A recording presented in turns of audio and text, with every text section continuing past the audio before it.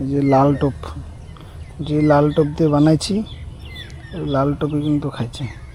ওটাই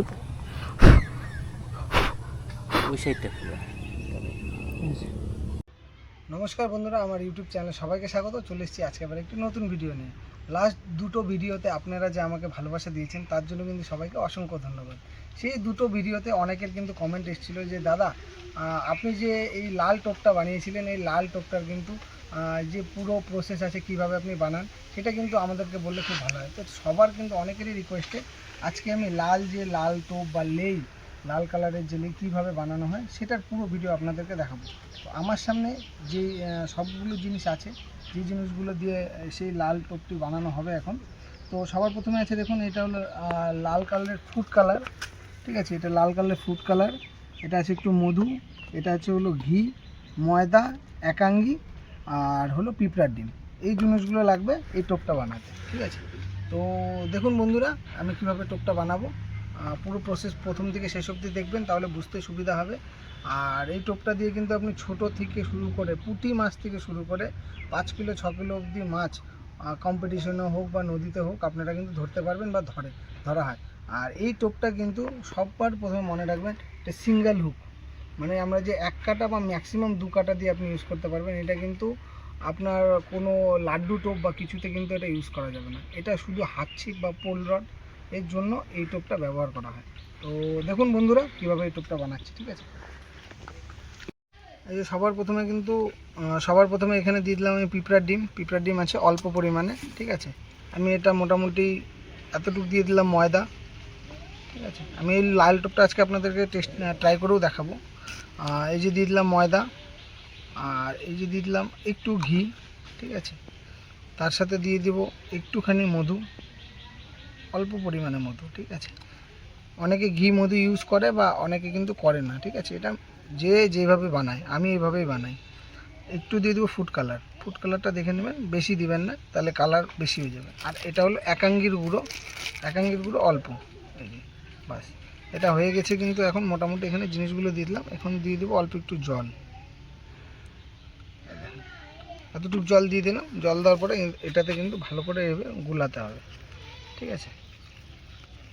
দেখুন জল দিয়ে কিন্তু মোটামুটি গুলালে কিন্তু একটা কালার চলে আসবে আর সবগুলো কিন্তু মিক্স হয়ে যাবে। কিন্তু এখানে কিন্তু টোপটা এখনও কিন্তু এটা রেডি হয়নি। এটাতে কিন্তু যতক্ষণ না এটাতে আঠালো হয় বা ফাইবারটা পুরো আসছে ততক্ষণ কিন্তু এটাকে কিন্তু এইভাবে মানে অ্যান্টি ক্লকওয়াইজ যেরকম ঘড়ি ঘুরে ওরকম কিন্তু আপনাকে মোটামুটি 5 থেকে 10 মিনিট কন্টিনিউভাবে ঘোরাতে হবে। আর আপনি দেখে নেবেন যে এখন এটা কতটা আঠালো আছে বা এটাতে ময়দা লাগবে কি না।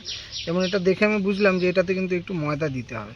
তো এটার মধ্যে এটা একটু পাতলা হয়ে গেছে, তো আমি এখানে কিন্তু অল্প একটু পরিমাণে ময়দা দিয়ে দেবো। ময়দা দিয়ে আবার কিন্তু এটা পেঁচাবো, ঠিক আছে। এটা পেঁচাতে এখানে কিন্তু সবগুলো যেগুলো দিলাম আমি এখানে ফুড কালার, ঘি, মধু, একাঙ্গি সব কিন্তু ভালো মতন মিক্স হয়ে গেছে, ঠিক আছে। এই দেখেন সব মিক্স হয়ে গেছে একদম। এটা কিন্তু 5 মিনিট আপনি যদি এরকম করে শুধু 5 মিনিট 6 মিনিট যদি আপনি এটা শুধু অ্যান্টি ক্লকওয়াইজ এটা যদি ঘোরাতে থাকেন, এটা কিন্তু টোপটা রেডি হয়ে যাবে। দেখলেন একদম সিম্পল টোপ, একদম কোনো বেশি জিনিসও লাগে না। আর যে কোনো পুকুরে আপনি কম্পিটিশন খেলতে যাচ্ছেন, পুকুরের টিকিট আছে, আপনি কিন্তু যে কোনোভাবে এটা সিঙ্গেল হুক বা ডবল হুকে আপনি হাত ছিপে ইউজ করতে পারবেন।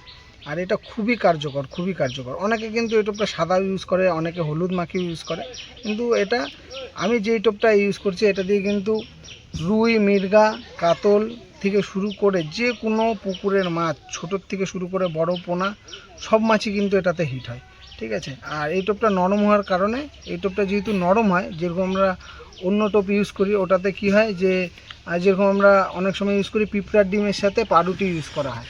তো পিঁপড়ার ডিমের সাথে পাউরুটির টোপ ইউজ করি, সেই টোপটা কিন্তু অনেকটা শক্ত হয়। তো শক্ত হওয়ার কারণে কি হয়, মাছ যখন মুখে নেয় ওটা কিন্তু হিট অনেক সময় মিস হয়ে যায়, হিট কম হয়। এই টোপটা যেরকম নরম, এই টোপটা কিন্তু খুবই নরম, তার জন্য মাছ যদি মুখে নেয় একবার তাহলে কিন্তু হিটটা যেটা আছে হিট কিন্তু খুবই ভালো হবে আর 100% এটাতে রেজাল্ট কিন্তু পাওয়া যাবে, ঠিক আছে।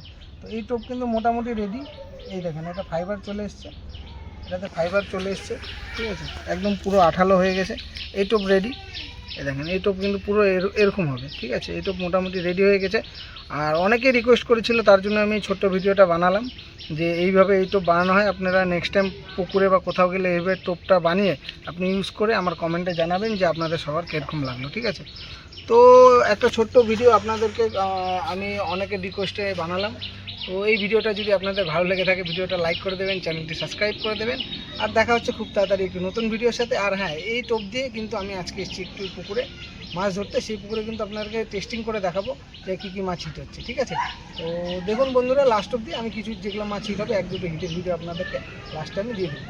তো দেখা হচ্ছে খুব তাড়াতাড়ি একটি নতুন ভিডিওর সাথে। ধন্যবাদ।